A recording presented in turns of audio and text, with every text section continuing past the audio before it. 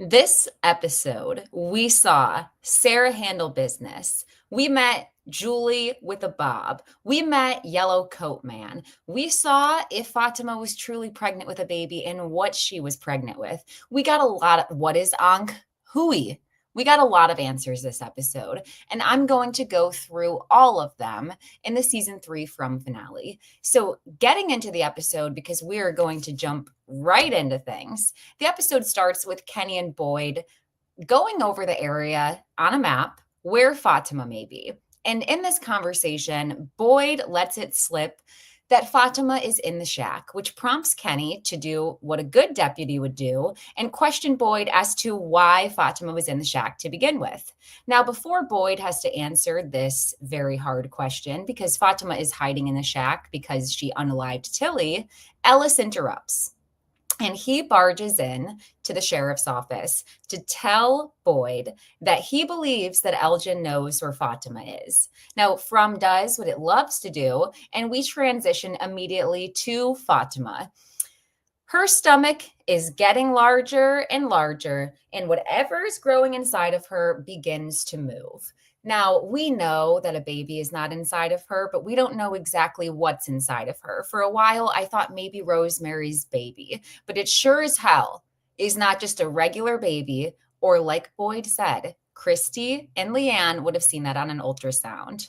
Now, Ellis is explaining why he thinks that Elgin knows where Fatima is. And he basically explains to Boyd that while they were searching together, Elgin says to him, she's fine and he shouldn't worry, which prompted him to wonder, how do you know she's fine? And why are you telling me that you shouldn't worry? Now, Boyd is immediately like, where's Elgin? Because obviously this is startling news. Now, one thing that also shocked me is how much Boyd cares about Fatima. It could be argued that Boyd just cares about everybody who's a member of this town. But and you know, yes, it is his son's wife, but as far as him feeling a personal connection to her being his daughter-in-law, Fatima hasn't been the kindest to Boyd or his ideas all season. So it kind of surprised me that he was going this hard for her, but Boyd is Boyd. He not that he loves to be a hero, but he's a protector, so I'm not that shocked. So Boyd goes to find Elgin, who is at Colony House. Meanwhile, Jim's going home to find out that Tabitha fell, and this happened when Tabitha and Julie were out searching and saw the little girls. Now, Victor is outside of Jim's house, and him and Ethan have a conversation. And Victor gives Ethan the lowdown that the boy in white talked to him and hashtag wasn't very helpful. Now, Julie comes out and interrupts this conversation, and she invites Ethan to have some brother sister quality time with her. And he's like, nah, I'd rather hang with Victor. But Victor rejects his invitation, so Ethan goes with Julie. Now, Jim and Tabitha are having an adult conversation inside. And it's just kind of funny that they don't have this conversation in front of their kids. But yet what Julie what Julie took Ethan to last week was like a party at the ruins. So it's like, what do we really I think everyone can know everything at this point. I think it's almost a detriment to your kids for them not to know. But Tabitha is telling Jim about why she feels like about feeling Miranda's presence. That's where she starts first. And she tells him about being at the root cellar and feeling like Miranda was there and trying to tell her something or show her something. Now, contrary to what I thought he was going to do, Jim goes to find Jade, and Jade wants absolutely nothing to do with him. And that's because Jim is Progress's biggest op the entire season. Like anytime there's a hint of progress, Jim snuffs it out. So I don't blame Jade for not wanting to talk to Jim. However, Jim is doing the adult thing like he's done the last 2 episodes, and he apologizes for his behavior and owns that he's scared for his family and he doesn't know what to do and how to process all of this information. So Jade's like, all right, that's real. Meanwhile, Sarah's at the church, and Boyd barges in to ask Sarah to come with him to Colony House so that she can explain to Elgin whatever is trying to talk to him is not going to help them. And it's, on one hand, if anybody would know firsthand that you could be talking to something demonic that you think is about to save everybody, that's Sarah, right? But Sarah ends up just handling business herself. And it's like the irony of Boyd choosing Sarah to help Elgin. Meanwhile, she ends up kind of helping Boyd, right? So Boyd and Sarah arrive at Colony House, and Donna flies out asking questions like she always does. Whenever you see, the first time you see Donna's character in an episode, I challenge you to find an episode where she's not running out, charging at Boyd, asking him questions. Because when you see Donna the first time on screen, she's always charging out, asking questions about something. So she's like, hey, why is Elgin being told that he can't leave? And it's like, Donna, you're about to find out. So hold tight. So basically, we're flashing back because, like I said, from Loves to Hop Around. Meanwhile, Jade is talking to Tabitha. And because Jim says to Jade, you're going to want to hear this. Okay. Like, I know I've been scared, but you're going to want to hear this. Come with me. And brings Jade to Tabitha so that she can tell Jade her story firsthand. Now, Jade listens to Tabitha's experience and what happened at the root cellar. And he recalls a similar experience where he felt like he was being showed or told something. However, the difference for him was when he saw the Civil War soldiers, he was not back at the Civil War. He was not visiting a memory. He was simply seeing something after it happened. Whereas for Tabitha, it kind of felt like she was seeing things from Miranda's perspective. She also talks about, she explains to Jade and Jim how close Miranda was to getting to the tree and getting to safety before Smiley ended up like eating her or whatever they do. Now, Jade's theory is in reference to the first law of thermodynamics. And he thinks that the energy lingers in this place and goes from one thing to another, which arguably makes sense. As soon as he said that, I'm like, okay, you're on the right track if where you're going is reincarnation. And he basically thinks that the little girls were trying to show Tabitha something and wants to know where they were contacting her at. And because they were contacting her at the trailer where Victor hangs out, that's where they retraced their steps to go back to. Now, Boyd's arriving at Colony House just as Elgin was attempting to leave with his duffel bag for what looked like camping. And Boyd is like, let's go back upstairs. Now, as he's ushered back upstairs, Boyd has backup because he's with Ellis, Kenny, Sarah, and Donna. And he proceeds to go through Elgin's stuff. And he's like, looks like you were traveling somewhere for a while. As he pulls things out, he pulls out a Polaroid camera, which is important, which he sets to the side, and we're going to come back to later. Now, Elgin admits to them that he knows where Tabitha is, and all he wants to do is help. What's happening is a good thing, he keeps telling them. Donna's listening, so she chimes in and she's like, Elgin, who told you that you can't tell us where Fatima is? And Elgin relays the message that he thinks that he's talking to an angel. Now, one look at the lady who's been talking to him would tell me that is not an angel, okay? But he proceeds to tell them that Fatima's baby is going to save all of them. Now, this is when Boyd tries to explain some basic science to Elgin. Listen, Christy and Leanne did an ultrasound on Fatima. If there was a baby pregnant inside with Fatima, we would see it. And because there was no ultrasound, whatever is growing inside of her is not a baby, and it's not there to help him. Sarah, let me give her some flowers, okay? She does try to talk things out with Elgin first, okay? She does take a crack at things, and she explains that they met after she unalived her brother, but she never explained why she did that. And voices were telling her that if she were to unalive a little boy, that they would all get to go home. I thought this was important because I forgot about the piece of information that Sarah was supposed to like unalive a child. This feels relevant, especially after what we find out in this episode. But Elgin is not getting broken through, which Sarah kind of already surmised because, haha, been there, done that. But Elgin's convinced once the baby's born, they will all be okay. And Donna's like, even if that's true, that we're months out, Elgin. So what are you going to do? Go see Fatima for months? And Elgin's like, no, it's going to be a lot sooner than that. The baby's already growing. Ellis charges him. Ellis charges at Elgin.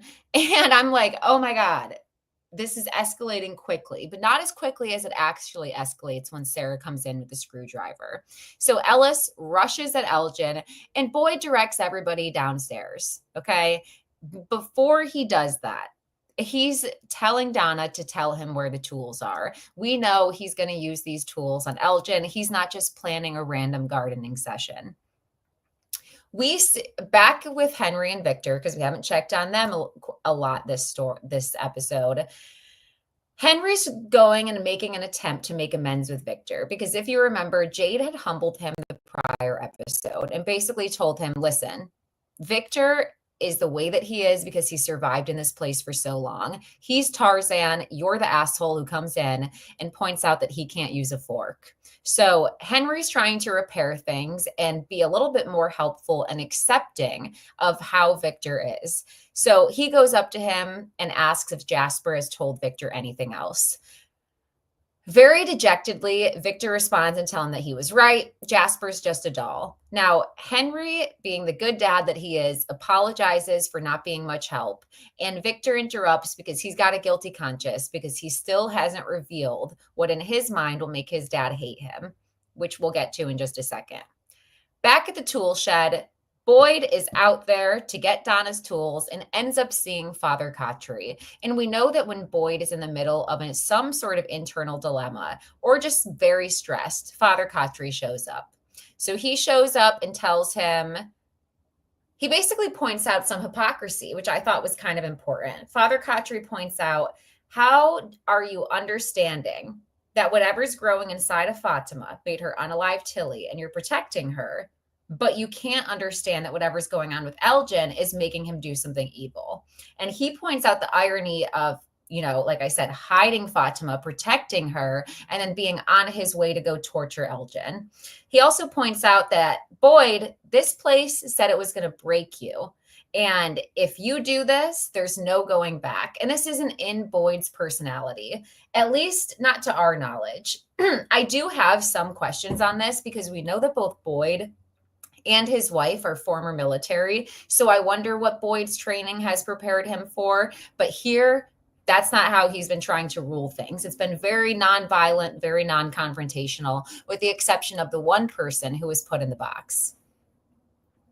So Father Khatri, like I said, is trying to reason with Boyd and not let him cross this line. Anyways, Boyd's like, anyways, and packs up the tools and walks back out. Now, this doesn't matter because Sarah takes care of things before he can even get there.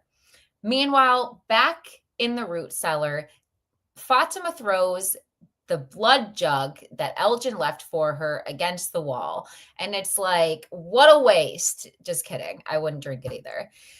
And it's like, as soon as she throws it against the wall, I have to look away because she's looking at this glass shard and I know what she's going to do. We know what she's going to do. She's going to use that and obviously cut herself open. So I'm like, I'm cringing for the next 15 minutes as I'm waiting for that to happen. Now,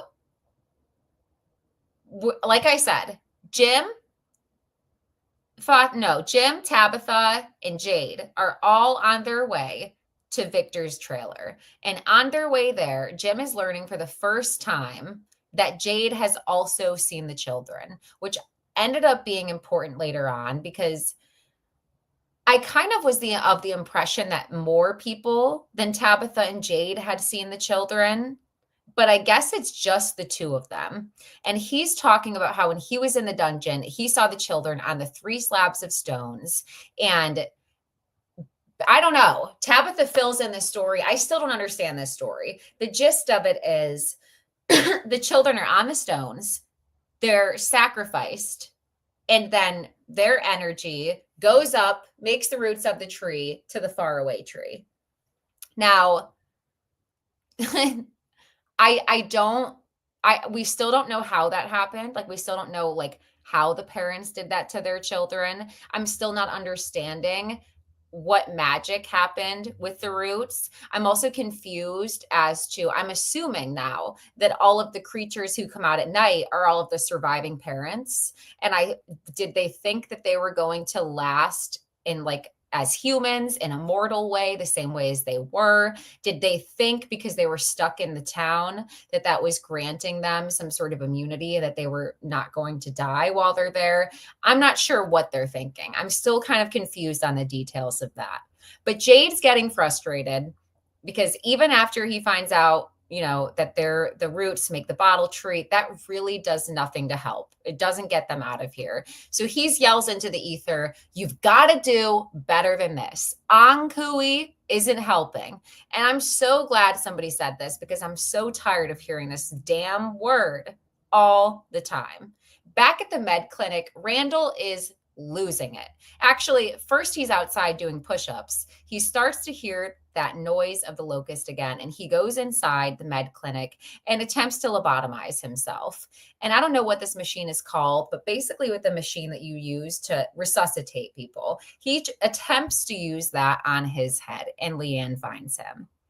Now, to be honest with you, I fast forward through Christy and Leanne's dialogue a lot of times, because most of it is just about if they're okay, and they're obviously not. Like, they're obviously not. It's so unfortunate, because I love a queer story. I root for them, but I don't give a fuck about what your guys' feelings are. Tell me what happened in the basement or don't. Back at Colony House, Boyd is trying to keep everyone downstairs, and Sarah sees her opportunity. Actually, let's rewind, because Sarah hasn't come in yet. Okay. Boyd tries to keep everyone downstairs. This is right after Ellis had lunged at Elgin. Kenny tries to reason with Boyd, and he's like, "Let's just talk to him one more time." And Boyd's like, "That's over." He goes in and begins to set up his tools. Now, we'll get to this in a second, but basically, as he's setting up, the Polaroid camera comes off, and we'll come back to what that was in a second. Because, like I said, Victor's dad, Henry, went to go try to make amends with him. Now, Victor, in the middle of that, is like, "I need to show you something." And where he takes him is the grave site of where his mom and sister are buried. And they have these rocks on there that you can tell that Victor painted. He says he tried to make them nice. And in his mind, his dad is going to hate him, because had he not told his mom about the little boy in white and attempting to save the children, she never would have left him. Now, Henry, again, doing what a good dad should do, explains that she did those things because she loved him, and it's his turn to protect Victor now. And we'll get into this, but I'm going to touch on the fact that I really don't think Henry's going to be in the series for very long. I don't think the writers are very kind to us as viewers. I don't think they're going to let us have that for very long. And I don't think that Henry is supposed to be there. I think that the place was trying to bring back Tabitha. I don't necessarily think that Henry's supposed to be there, because again, he was hopeless. He was desperate. Bringing him back and reuniting him with Victor, it just doesn't feel like something this place would allow to happen. It's sort of like for every good thing, something tragic happens. Now, back at the site of Victor's truck, Jade, Jim, and Tabitha are now inside of the truck and brainstorming, and they're trying to figure out what the bottle numbers mean. And they ration that there's 12 numbers, and that they've gone through everything that the 12 numbers could signify through months of a year, zodiac signs, eggs in a carton, everything. And Jim points out, "Well, what does he say? What about notes? Like, what about scales? 12 notes in a scale," he says. And I'm like, "Okay, Jim, see, and this is why you're not supposed to be progress is up every time. Join in, brainstorm together, give a little feedback." But good guess, Jim. Okay, because he's right. And Jade sends Jim to his own house to get the violin and instructs everybody to meet back up at the bar. Now, I kind of thought that Tabitha was going to go with Jim, but she doesn't. She goes with Jade, and the two of them are kind of privately brainstorming while they wait on Jim. Back at the Polaroid, okay, because as I mentioned, Boyd is setting up his tools. He's about to torture Elgin, and the Polaroid camera goes off. And Elgin explains to him, see, like, this is how I've been communicating with her. And I'm like, oh, not this bitch here in the room right now. And he asks Boyd, what was the picture? Like, what was the picture? What was the picture? And Boyd eventually tells him it was the place where him and his wife were going to retire. It was the home that they were supposed to go to after retirement. And to Elgin, that's a sign. See, we're going home. We're going home. And Boyd doesn't take it that way. I think that I took it as Boyd, it's mocking you. And it's also strange that it knows that. It's very strange how much this town knows. So Boyd doesn't really care that Elgin tells him how he's communicating with Polaroid Woman, and he doesn't really care that he has an invisible visitor because he smashes Elgin's hand with a hammer anyways. And at the sound of the yelling, Acosta walks upstairs and inserts herself in business that she shouldn't be in since she's done at her time of arrival. Now, mind you, Acosta's first 5 minutes in town, she unalived someone who had been in town living in Colony House peacefully. So why she has any pull or say in any situation ever is beyond me. But she rushes upstairs demanding an explanation. And this prompts Boyd to take everybody downstairs. They see Elgin's hand. You can see the bone. It's bleeding. And they're like, what are you doing? So Boyd takes them downstairs so that he can explain things. Now, back at the bar, Jade, Tabitha, and Jim have come to the realization that there's 12 notes in a scale. So they're trying to put this melody together.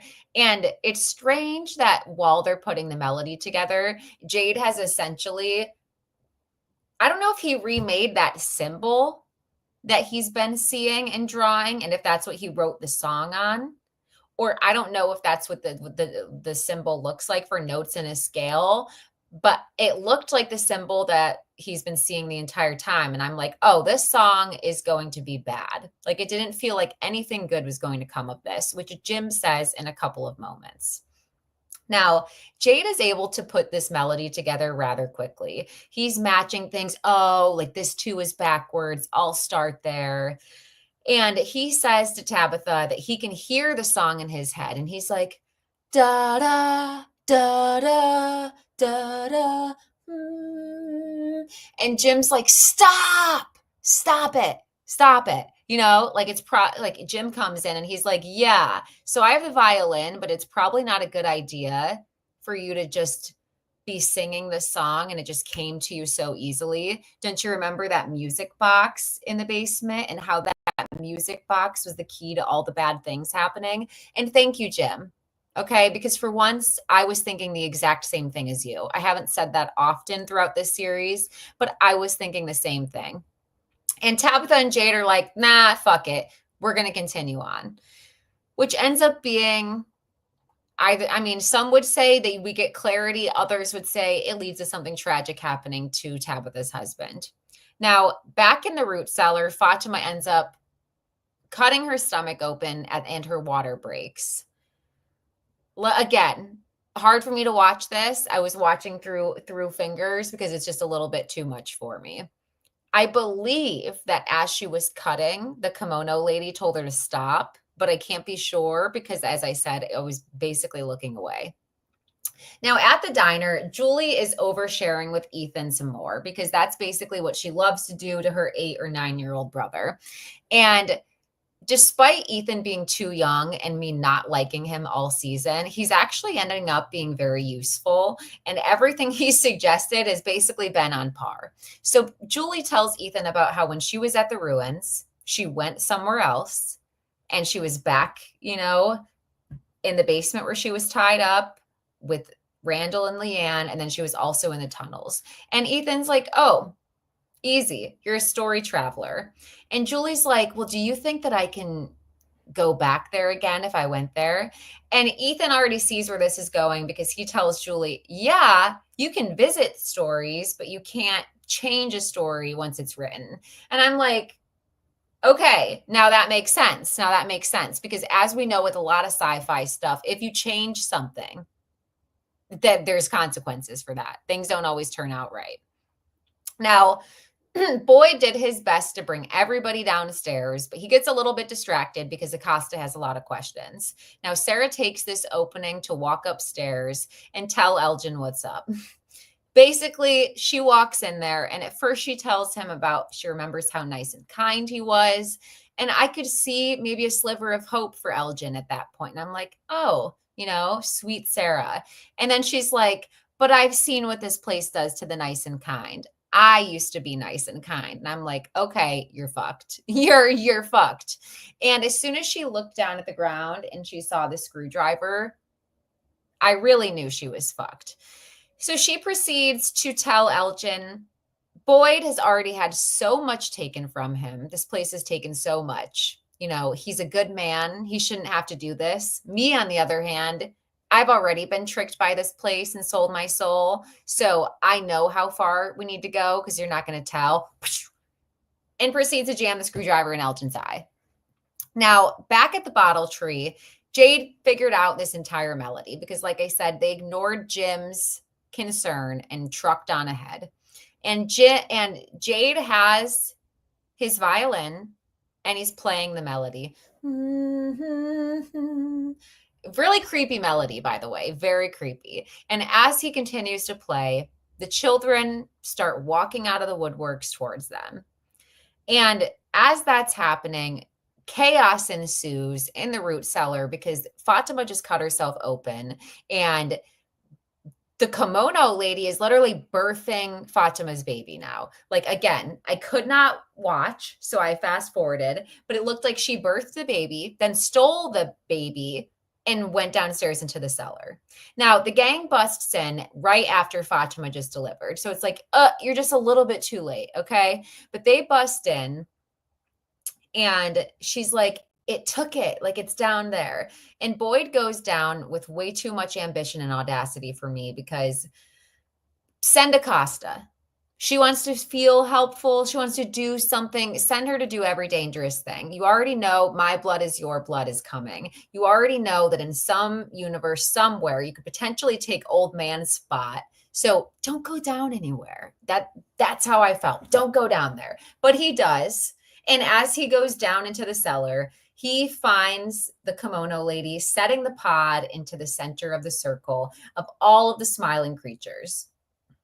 Now, back at the bottle tree, Jade continues playing his melody. And this time he can see the children along with Tabitha. Because she's like, are you seeing this shit? And he's like, yes. Now, unclear if Jim is seeing this or if he's just watching the two of them. But I'm like so confused with this next part, okay? Because back with Fatima, she's telling Ellis that she knows what the creatures are who come out at night. And they sacrifice their children because something promised them that they would live forever.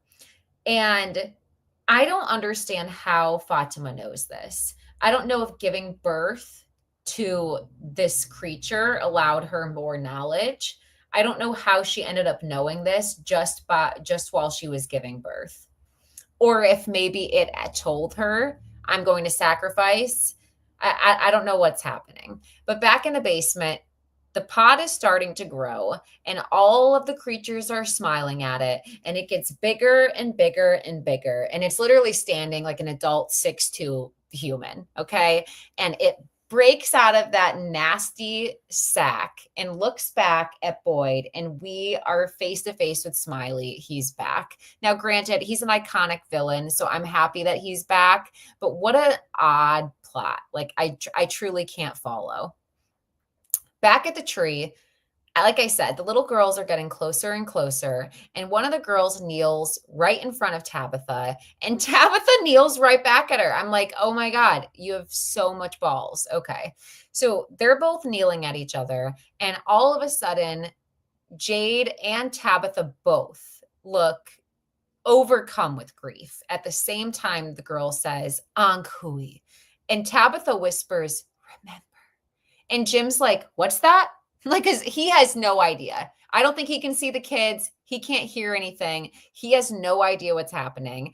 And Jade tells Jim, it means remember. And I'm like, Jim, the fact that you're an like the fact that they have like an inside joke right now and you're the outsider and in this creepy forest, not me feeling bad for Jim. But and then Jade adds to amp it up after he says, it means remember, we tried to save them. And then he's like, oh God. Now, Tabitha won't tell Jim what's happening. And she does this a lot during the entire series. And that's why her character infuriates me. She often just doesn't get to the fucking point. Get to the point, Tabitha. Get to the point.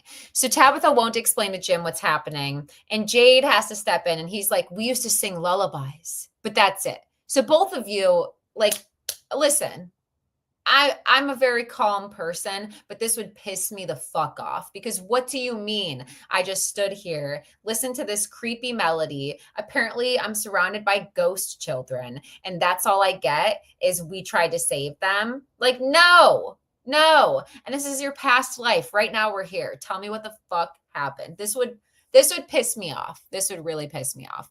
So Jim follows Tabitha and she's like, no.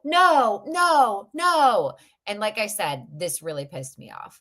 So Tabitha's like, it's why there's more than one bracelet. I kept making them. Somewhere deep down, I remembered. And Jim gets rightfully kind of angry. And Tabitha says that her and Jade have been there before. And in quotes I have, the reason I felt what Miranda felt is because I was Miranda and Jade was Christopher. We've come back over and over again because we failed the first time. And it makes me wonder who else they've come back as besides Miranda and Tabitha, and if we'll ever get to see that. She then adds, Jade and I were here in the beginning and we tried to set them free because one of them was ours. She was our daughter. And like Jim wasn't there. So I'm assuming, and let me know in the comments or in the chat, I'm assuming that means that in another life, Tabitha and Jade were together and had a child, had a daughter who was sacrificed in this event.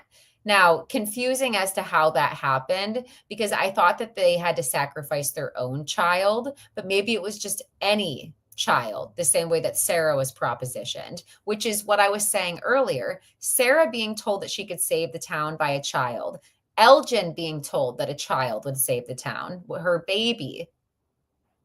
And it's ultimately about a sacrifice. There's something to there. Now, Tabitha tells Jim that she needs time to process this and walks away. Now, granted, I understand Tabitha needs time to process, but we are in a scary fucking town. Walk back together and then process. I'm so sorry. Walk back together and then process. So Jim walks away and he's hunched over, composing himself next to the RV. And I would pick that as the last spot in From where I would want to be with everything horrible that's happened in that RV.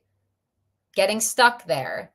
Ethan getting injured. That radio chat talking to you very recently and very scary, as if it could see you there, live time, right then.